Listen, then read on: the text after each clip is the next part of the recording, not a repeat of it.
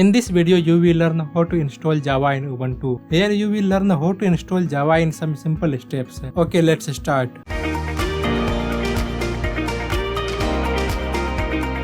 First, you need to check if Java is already installed or not. Use the command java-version. Here it is displaying Java not found, which means Java is not installed. If Java were installed already, the output would be like this. First we will install JDK, then JRE. Installing JDK.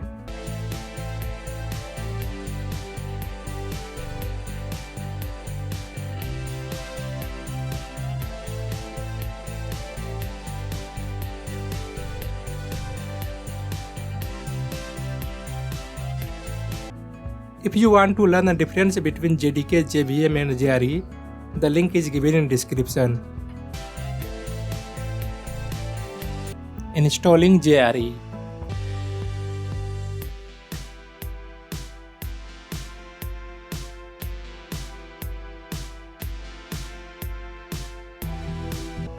To validate whether Java is successfully installed or not, use command java-version.